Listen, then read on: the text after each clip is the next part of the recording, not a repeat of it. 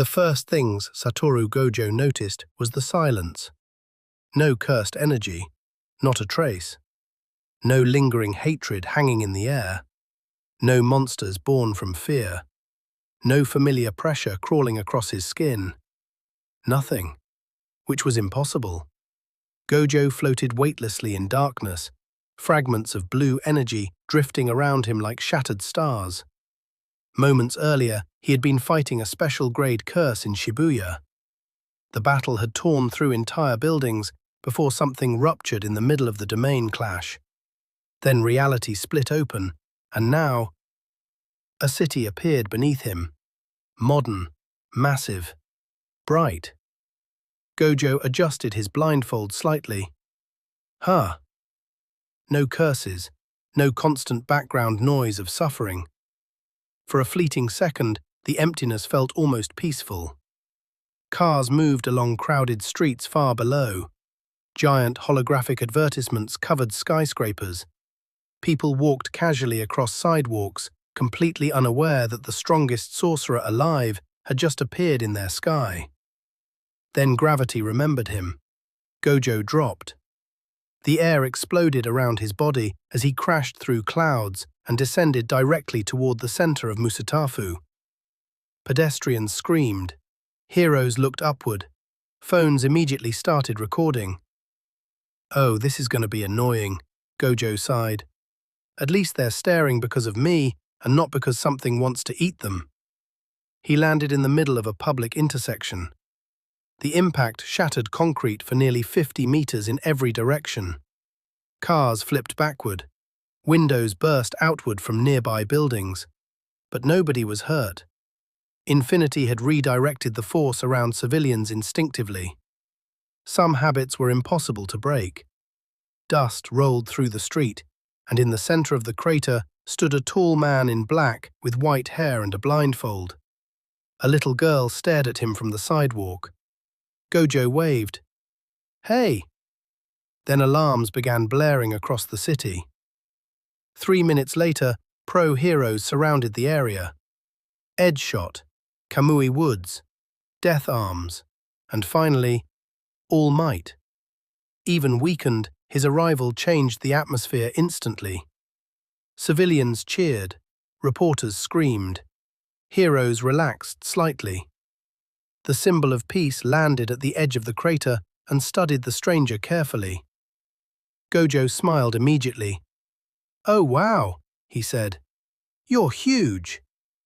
All Might frowned. The man didn't look afraid. Didn't look hostile either, but instinct screamed danger.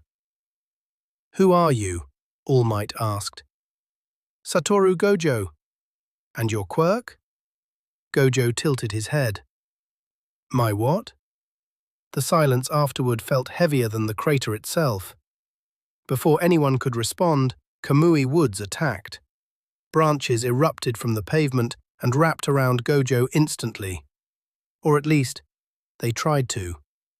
The wooden restraints stopped inches from his body, floating motionless in the air. Kamui Woods blinked in confusion. "What?" Gojo casually stepped forward through the frozen branches. "Oh," he said. "So powers here are called quirks. Interesting. Different name, different rules, but people are still trying to solve problems by throwing attacks first." Edge Shot vanished. A blade-like strike aimed directly for Gojo's neck. It stopped too. Gojo didn't even move. This world's power system is really straightforward. All Might stepped forward immediately. "Enough!" The pressure in his voice halted every hero nearby. Gojo finally looked directly at him, and for the first time since arriving, his smile faded slightly. Strong, not compared to Gojo himself, but strong enough to matter. "Interesting. Now that's rare." All Might noticed the subtle shift instantly. "Young man," he said carefully, "if you are not an enemy, come with us peacefully." Gojo stared for a moment longer before grinning again. "Sure." The heroes collectively blinked. "That easy?" Death Arms muttered. Listen, Gojo replied. I'm in another world, apparently. I have no idea what's happening, and honestly, you people seem nice enough. He pointed at All Might. Besides, giant blonde superhero guy has trustworthy vibes. And if he's really what he looks like, maybe this world found a way to carry hope without sorcerers. All Might didn't know whether to feel complimented or insulted. UA High School, the greatest hero academy in Japan, and currently the only place secure enough to hold someone nobody understood. Teachers gathered in the conference room while Gojo sat casually at the table, eating snacks he had absolutely not been given permission to take. Principal Nezu observed him carefully. Fascinating, the small animal-like principal said.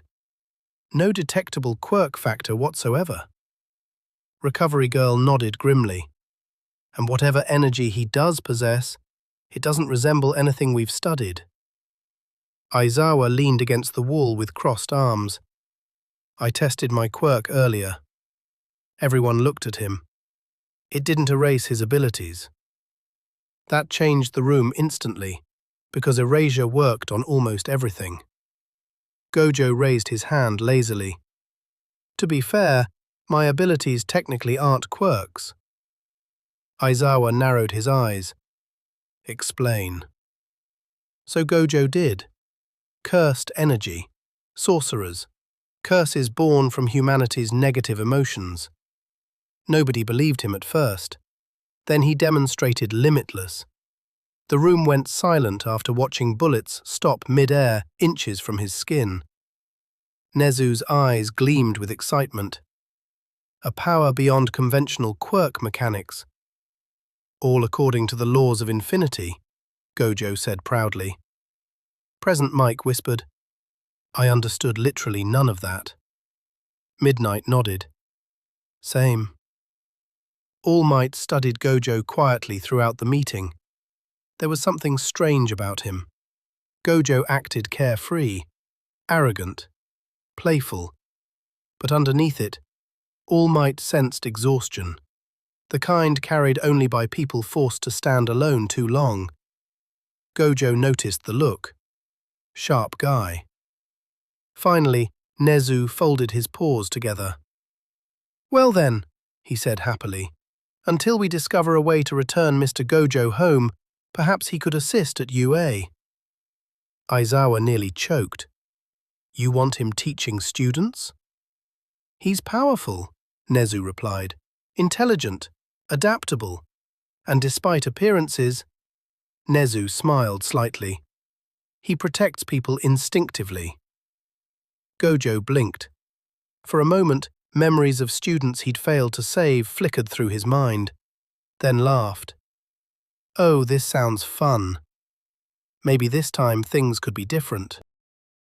Class 1A met Satoru Gojo 3 days later. Aizawa opened the classroom door, looking more tired than usual. I have a new instructor. The student sat upright immediately. Then Gojo leaned through the doorway upside down. Yo! Silence. Kirishima pointed. Why are you upside down? I wanted to make an entrance. You could have just walked in normally, Yaoyorozu said politely. That sounds boring. Aizawa rubbed his temples. I already regret this. Gojo entered fully, hands in pockets. His presence filled the room immediately. Not intimidating exactly, but impossible to ignore.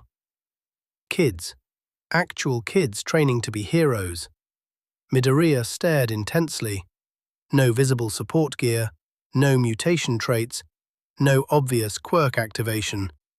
Yet his instincts screamed danger. Bakugo scoffed. This guy's a teacher? Gojo smiled instantly. You seem angry. I am angry. Understandable. Your hairstyle looks exhausting.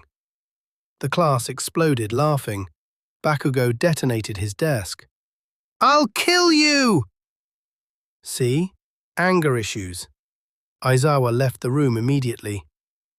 Handle it yourselves." "You can't just leave us with him," Ida shouted. Too late. Gojo clapped once. "All right, everybody. Today's lesson is simple." He grinned. "How not to die." The words came out lightly, but part of him meant every syllable. The lights flickered. Once, twice. Then every window in the classroom rattled violently as a pressure none of the students could identify swept across the campus. The laughter died instantly. Midoriya felt a chill run down his spine. Aizawa stopped in the hallway outside and turned back toward the room. Gojo's smile vanished. For the first time since arriving in this world, he looked genuinely serious. That feeling, far beyond UA, somewhere on the edge of Musutafu, something answered his presence. And whatever it was, it should not have existed in this world.